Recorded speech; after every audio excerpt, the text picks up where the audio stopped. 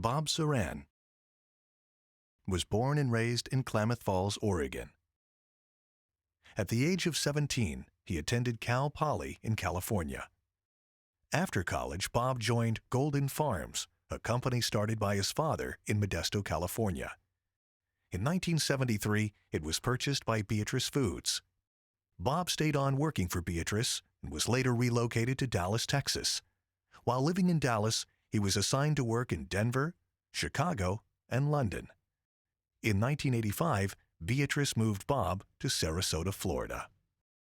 Well, it's a pleasure for me to be here because I've been associated with Bob Soran for 40-some years, so I have some background about this cat called Bob Soran.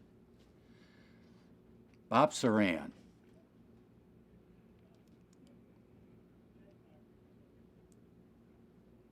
What was this award for again? It's Argus Foundation. Argus Foundation. So I should be reasonably kind? Please. Well, I'm not sure this is going to work, but let's give it a shot anyway.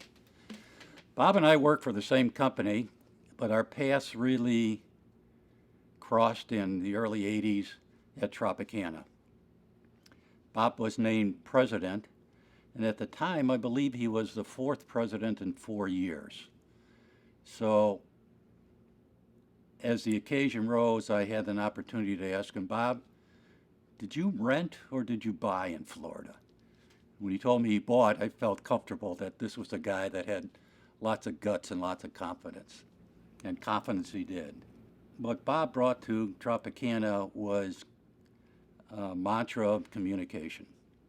We communicated with everybody. And importantly, we communicated with the employees. And Bob was a natural at that. In fact, there's a story, I think it's true, it gets blown out of proportion years later, but where Bob would show up at the welding shop at 4 o'clock in the morning and weld with the employees. At the time, Tropicana had 4,000 employees. It was about a $500 million business. So I can't say that Bob knew every one of the 4,000 employees, but he sure made an effort to shake their hand and get out and meet them. Here's a very different kind of orange juice. Tropicana Pure Premium. Made with absolutely no water added and no water taken away. This is Tropicana Pure Premium Home Style for those who like juicy bits of orange in their juice. So if you like the taste plus the feel of fresh squeezed. Oh yes, there is one other thing. Tropicana introduced a product called Twister. And at a sales meeting in front of 10,000 people, well, give or take 9,500, Bob got up and did a twist with Chubby Checker. Now, it was awesome at the time. Everyone enjoyed it, including Bob. But 35 years later, he still walks with a twig in his back because of the painful night that was for the twister. But that was Bob. He needed to be involved. They know that a drug-free workplace is another essential requirement for a competitive industry.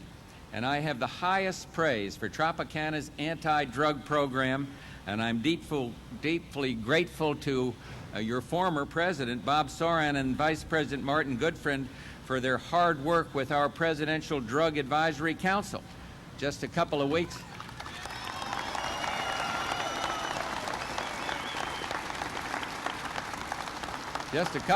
ago, Bob came up to Camp David along with some other business and labor people and came up there to Camp David to brief me on this comprehensive nationwide program to make the workplace drug-free. And you can be proud that your company is out front setting an example for companies around the world. And it was my pleasure back in the 1980s and early 1990s to work with you on something that was really important to the nation, and in particular to the state of Florida, and that was dealing with the entire drug issue. And I can remember those days when I was governor of Florida, and my wife, Mary Jane, was the first lady. And she became very active with the Say No to Drugs campaign that America's First Lady, Nancy Reagan, had put in place. The same as she did for Say No to Drugs. And as I wandered around the state looking for something else to do to be sure that we were able to constrict and reduce the use of drugs, I heard about your program at Tropicana. It was impressive.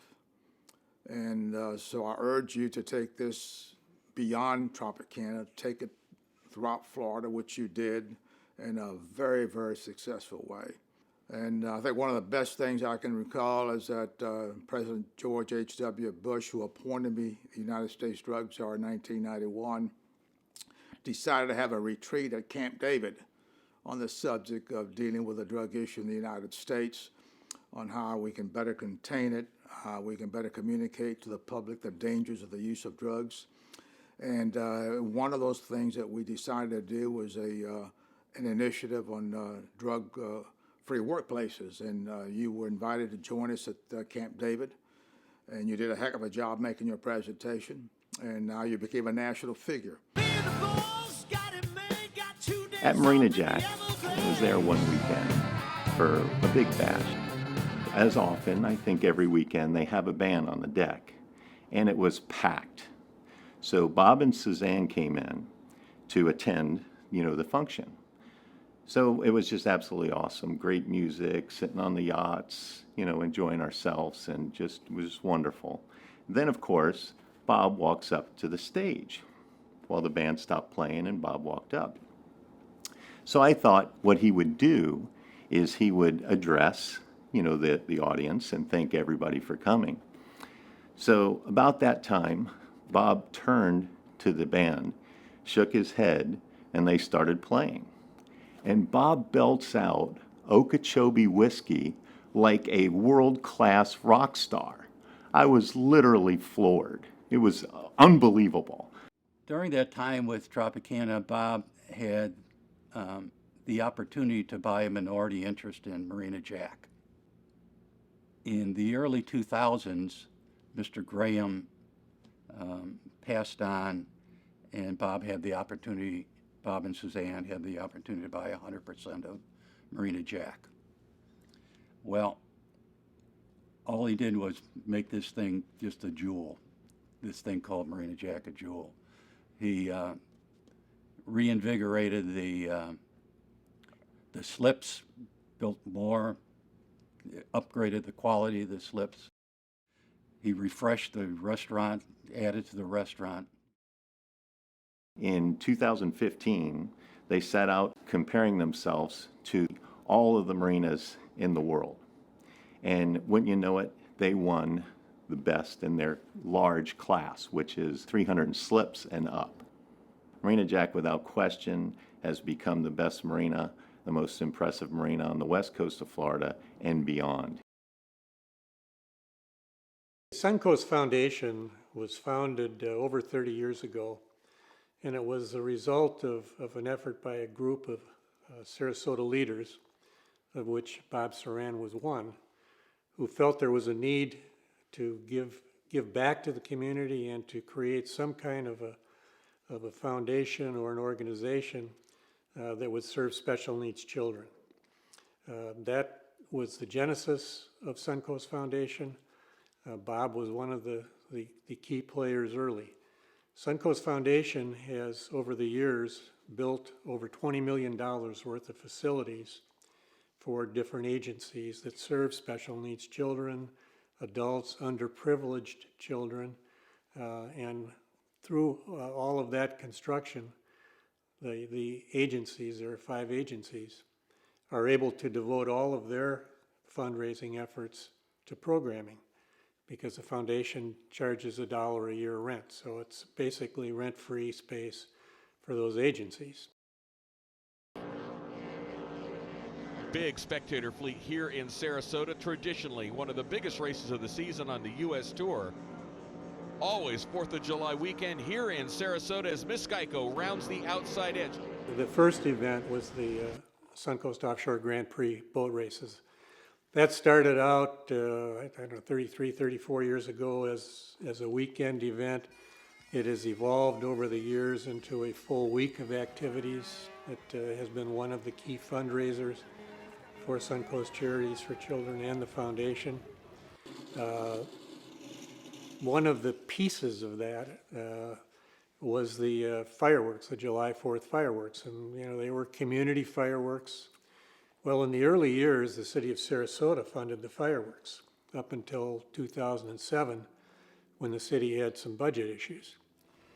And the city announced that they were not going to be doing the fireworks.